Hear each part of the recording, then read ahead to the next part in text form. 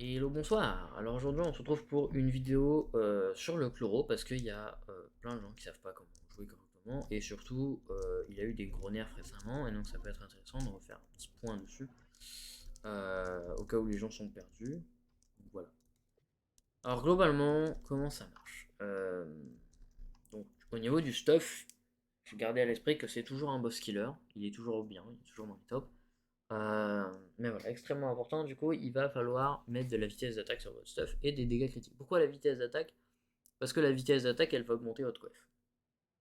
Simplement, votre vitesse d'attaque va augmenter votre coef et ça va se répercuter sur vos plantes et vous allez faire au final plus de dégâts. Et puis en plus de ça, voilà, vous pouvez toujours caler quelques petits coups auto et ça aide un petit peu aux dégâts. Ça fait spawn plus de petites floraisons qui mettent quand même sacrément cher et qui en plus régènent les autres accessoirement. Ça sert à rien, mais voilà, petit détail.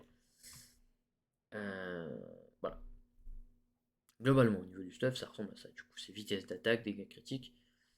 Et sur la face, je vous conseille de mettre ou des sauts, ou de la stabilité, ou de la trouvaille magique. Alors moi j'ai pris la stabilité parce que j'aime pas être bump quand quand le boss c'est un boss distant, ou quand en plus du boss je me tape des mobs ou quoi.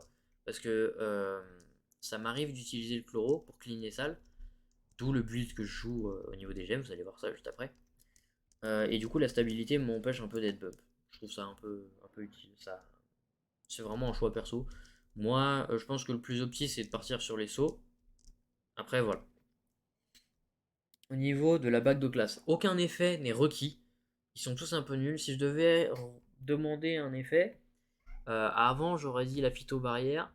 Maintenant, en revanche, c'est Belle Gatling, ma Belle Gatling. Parce que la Belle Gatling, bah, vu qu'on perd du DPS et vu que il faut deux potions pour faire un, une Gatling maintenant renforcée, bah, vous allez gagner un peu plus de DPS, notamment avec votre attaque speed. Voilà, ça combote bien. Belle Gatling, c'est rentable. Croissance étrangère, non. En allié, alors, il y a plein de gens qui disent que c'est plus palais. Bon, moi je reste sur palais parce que j'aime bien avoir l'extra 25% de réduction de temps de recharge, notamment du coup avec le nerf qu'il y a. Ça fait encore plus utiliser de potions. Je suis pas du tout à l'aise avec 25% en moins en utilisant donc la fameuse Orcubée qui fait le même effet mais avec 5% de dégâts magiques en plus, sans de lumière en plus et donc il y a plus de régène de temps de recharge. En plus, il y a de la vitesse de déplacement, ce qui rend moins stable au final. Et moi, vraiment, je suis pas à l'aise avec Stali.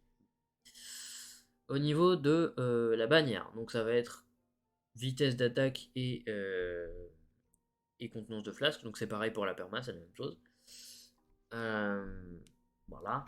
Au niveau des emblèmes, il va falloir obligatoirement emblème chrono, donc via la boutique, et un emblème martial, pardon, arcane, pas martial, également via la boutique, et une trompe la mort, également via la boutique. C'est tout ce qui est mandatory pour ça. Au niveau de la sous-classe, chevalier, nécessaire. Et au niveau des gemmes, on va voir ça tout de suite. Ah, au niveau des gemmes, il y a plusieurs builds différents. Il y a un build full DPS, il y a un build mix. Alors moi j'ai pris le build mix. Concrètement, qu'est-ce que c'est le build mix? C'est un épilogue explosif pour clean les salles plus facilement à coup de M1 quand je clean les salles ou qu'il y a des packs de mobs. Je peux faire, vu que le M1 c'est un mono cible, c'est une seule cible qui est touchée, pour ainsi dire, bah, l'explosion elle va se répercuter sur les autres et ça aide un peu plus à clean. Sachant que les plantes ne sont pas affectées par l'épilogue explosif, ni la vélocité volatile. Si, la vélocité volatile a une influence sur les plantes, donc c'est aussi utile, c'est vrai. Ensuite, la pyrodisque. Alors, pourquoi j'ai mis la pyrodisque pour un supplément donc au niveau du clean de ça? Voilà, vraiment c'est un build mixte. Et donc la barrière des menthes qui est mandatory dans tous les cas, c'est obligatoire de l'avoir. Et la gemme de classe, qui n'est pas nécessaire à avoir simplement parce que concrètement ce qu'elle fait, elle soigne les plantes et les alliés autour d'elle à chaque fois qu'il y a l'ulti qui est active. Est-ce que c'est vraiment utile? Non. Absolument pas. C'est même d'ailleurs plutôt ennuyant pour avoir une bonne rotation au niveau des plantes. Donc est-ce que je conseille? Vous pouvez la mettre, mais vous n'êtes pas obligé. Un build vraiment petit, je vais le montrer juste après, enfin juste là, je vais le dire du coup, c'est avoir une malédiction incisive, donc là c'est un build vraiment full DPS, une malédiction incisive, une vélocité volatile, une explosive épilogue, enfin un épilogue explosif, et une barrière d'aimante. C'est les meilleurs gemmes que vous pouvez avoir, c'est vraiment full DPS, les pilotes explosifs pour s'il y a des mobs ou voilà pour continuer à clean. La pyrodisque n'est pas utile, elle clean beaucoup moins que le what? Ah oui, pouvoir des plantes. Oui, pardon. Elle clear beaucoup moins qu'avoir une épilogue explosif. Et la malédiction incisive et donc la vélocité volatile, c'est donc malédiction incisive, c'est littéralement du DPS en plus. Et la vélocité volatile, c'est pour que les tirs de plantes arrivent plus vite. Ça peut compenser avec le fait de ne pas avoir la gemme de classe, qui ne sert vraiment à rien. Accessoirement, ça fait en sorte aussi que si le boss bouge, vu que les tirs arrivent plus vite, vous allez potentiellement moins le rater, le boss. Genre les plantes vont moins rater la cible. Voilà, donc concrètement, c'est tout. Il n'y a rien de spécial à savoir, sauf un petit truc. Donc, on va aller dans les lunes solaires. Il y a beaucoup de gens qui sont pas du tout à l'aise avec le chloro pour un truc, je sais plus si je crois que c'est 7. En gros, on peut poser plus que 2 ou 3 plantes. Bon, maintenant c'est 2. On peut poser plus que 2 plantes. Je vais montrer ça tout de suite. Ici. Hop. Alors, je crois que je l'avais mis quelque part. Visiblement, j'ai enlevé. Concrètement. Ah, j'ai vraiment enlevé. Oh.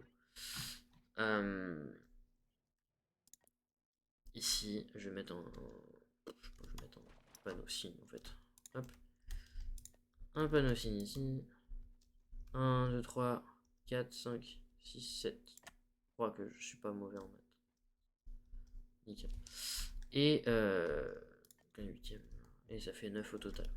Concrètement, je mets une plante ici. Deuxième. Ça l'a fait 10 spawns. Hop. Voilà, vous voyez, ça fait 10 spawns les plantes. Et c'est vrai qu'on peut en mettre 3 les petites. Elles sont trop proches. Comment ça marche? En gros, c'est très bizarre. Mais en gros, il faut 10 d'écart pour que les plantes ne dispawnent pas. C'est-à-dire en latéral, il va falloir 10 blocs d'écart pour que les plantes ne disposent pas. Dispawnent pas, pardon. Après, voilà, il y a le timer aussi qui fait un peu chier. Voilà. En latéral, il faut 10 blocs d'écart minimum. En diagonale, il va falloir 7 blocs d'écart parce que donc la diagonale a bel et bien une distance en millimètres. C'est, je crois, au lieu de 1 bloc, il me semble que c'est 1,04, je crois.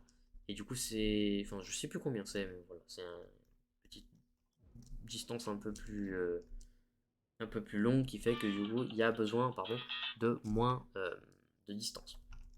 Donc concrètement, ce qu'il faut faire, c'est faire un petit cercle comme ça.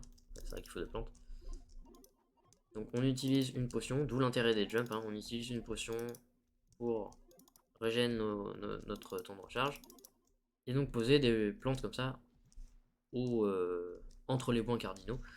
Pour donc faire un max de plantes, on peut en avoir. Bon, avant c'était 12. Euh, maintenant, maintenant c'est 8. Pourquoi? Parce que donc on peut en mettre que 2 à la fois. Avant on pouvait en mettre 3 sur un endroit, 3 à un autre endroit, 3 à un autre endroit, 3 à un autre endroit. Maintenant du coup c'est 2 comme ça, re 2 ici, 2 là et 2 là. Ou alors voilà, 2, 2 et 2. Tout simplement. Vous pouvez en mettre 9. Enfin pardon. Vous pouvez en mettre 6 comme vous pouvez en mettre 8, c'est au choix. Donc le meilleur setup étant évidemment entre les deux points cardinaux comme ça. Ouais, j'en ai mis deux au même endroit. Ouais, c'est un peu compliqué maintenant parce que du coup j'ai plus l'habitude. Et le but c'est simplement d'avoir deux plantes à chaque endroit comme ça. Et donc d'essayer de mettre un 1 au milieu. Et donc de tirer en même temps pour faire spawn des mini blooms, donc c'est-à-dire les petites floraisons.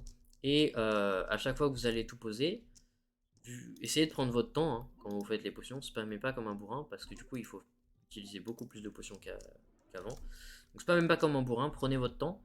Mais du coup si vous prenez votre temps, il va falloir que vous restiez en l'air pour constamment faire une rotation de spawn de plantes. Donc je fais spawner les plantes là, je fais spawner les plantes là, je fais spawner les plantes là, je fais spawner les plantes là. Et instantanément je retourne vers spawn des plantes là. Ça dépend de votre vitesse. Faut de l'entraînement, faut avoir l'habitude. Notamment avec les changements du coup. Voilà. C'est un peu compliqué, c'est un peu particulier, mais vous allez vous y faire. Voilà, c'est à peu près tout. J'espère que cette vidéo vous aura été utile. Salut à tous, à la prochaine. Bye.